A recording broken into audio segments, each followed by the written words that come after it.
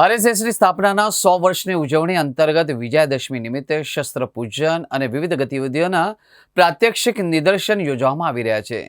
વડોદરા શહેરના તરસાલીમાં વિજયાદશમી ઉત્સવની ઉજવણી કરવામાં આવી હતી, જેમાં સ્થાનિક મહાનુભાવોએ સમાજના પ્રત્યેક ઘટકને રાષ્ટ્રકાર્ય સાથે જોડીને ભારત માતાને પરમ વૈભવના શિખરે લઈ જવા માટે કાર્યરત રહેવા જણાવ્યું હતું। રાષ્ટ્રીય સ્વયંસેવક સંઘ શતાબ્દી વર્ષની ઉજવણી કરી રહ્યું છે, જે 1 વર્ષ સુધી ચાલશે। ત્યારે વડોદરામાં વિવિધ નગરોમાં વિજયાદશમી ઉત્સવની ઉજવણી કરવામાં આવી રહી છે। વડોદરા શહેરના તરસાલીમાં મુખ્ય અતિથિ તરીકે વડોદરા ટીમના પૂર્વ કેપ્ટન ક્રિકેટર કેદાર દેવદર ખાસ ઉપસ્થિત રહ્યા હતા। એ સાથે જ વક્તા અતિથિ વિશેષ નિમેશ પટેલ પણ ઉપસ્થિત રહીને સ્વયંસેવકોને માર્ગદર્શન આપવામાં આવ્યું હતું।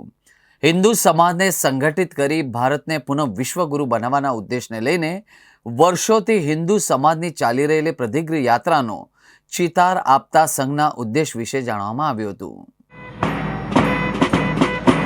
વિવિધ રચનાઓ વગાડવામાં આવેલી છે, જેમાં અત્યારે વાગી રહી છે કિરણ રચના છે।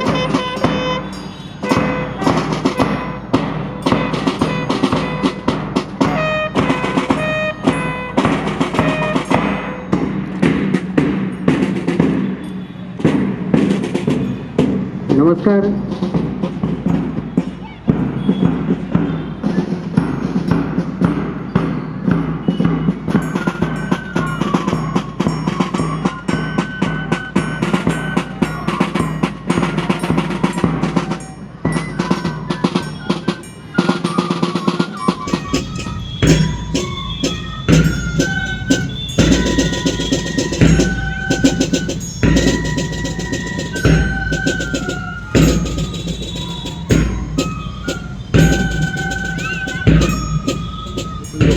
હું બધાને વિનંતી કરું છું કે આરએસએસ જોડે જોડાઓ અને આરએસએસમાં જે પણ વાતો શીખવામાં આવે છે એ આપણા જીવનમાં આપણે ફોલો કરીએ તો ઘણું સારું છે, કારણ કે આપણા દેશની એકતાની જરૂર છે।